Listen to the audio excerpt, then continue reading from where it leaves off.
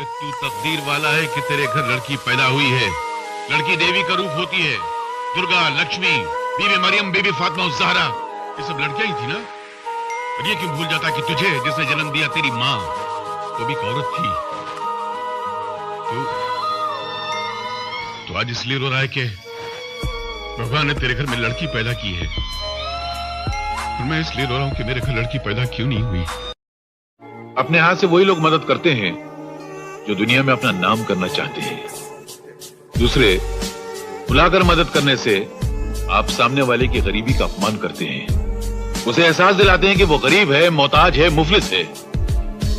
और तीसरी बात जो मेरे पिताजी ने कही थी कि अगर इस दुनिया में किसी की सीधे हाथ से मदद करो तो इस उल्टे हाथ को पता नहीं चलना चाहिए कि सीधे हाथ ने क्या किया। औलाद का माँ बाप के लिए कोई फर्ज नहीं है। अरे तुम जैसी औलादों को देखकर आज मुझे एहसास होता है कि मेरा बेटा कितना महान है। अरे सारी जिंदगी मेरे कहने पर जिंदगी गुजारता रहा, एक दिन भी अपनी मर्जी की जिंदगी नहीं गुजारी उसने। जैसा मैंने कहा वैसे जीता रहा। मेरे उसूलों की खातिर न जाने अपने हजारों खुशियों को गला घोट दिया उसने। और मैं कितना मजबूर हूं कि अपने उसी बेटे के लिए आज कुछ नहीं कर पाता। विकी,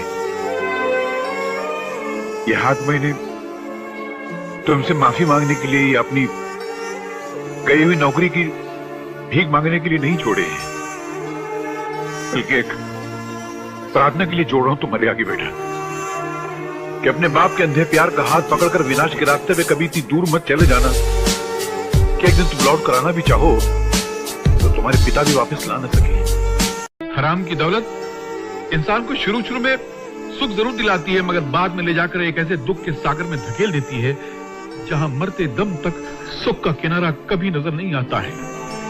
इसलिए इस बात को मान ले, दुनिया के सामने ऐलान कर कि पाप के रास्ते पे चलने के बाद इंसान कभी सुखी नहीं रह सकता है। ये बात तेरे काम आएगी, तेरे औलाद के काम आएगी और हिंदुस्तान के बिगड़े हुए करोड़ों नौजवानों के काम आएगी। और उनके माँ बाप दिल खोल कर तुझे दुआएं देंगे। बेटा मान इस बात को।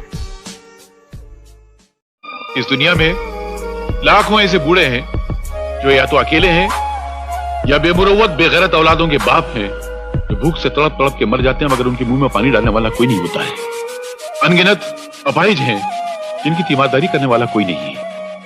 करोड़ों ऐसे नौजवान हैं जो पढ़ना चाहते हैं मगर गरीबी और मुफलिसी के मजबूत हाथ उनके हाथों से वो किताबें छीन लेती है, वो पढ़ नहीं सकती है। ऐसी लाखों औरतें हैं जो बेवा हैं, जो काम करके अपना पेट पालना चाहती हैं मगर उन्हें काम नहीं मिलता है।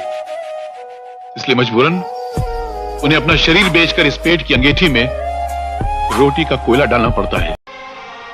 माँ बाप अपनी औलाद को सजा दे सकते हैं मगर उसकी एक हद है। उसको चांटा मार सकते हैं, उसका खून तो नहीं कर सकते ना। उसी तरह माँ बाप चाहे कितने खराब हों, कितने गुमराह हों, कितने बुरे हों, मगर औलाद अपने माँ बाप को सजा नहीं दे सकती। ये धर्म कहता है, ये मजहब कहता है, ये कुरान कहता है, ये गीता कहती है। बेटे याद है ना मैंने तुझे बचपन में सिखाया था ये सब कुछ।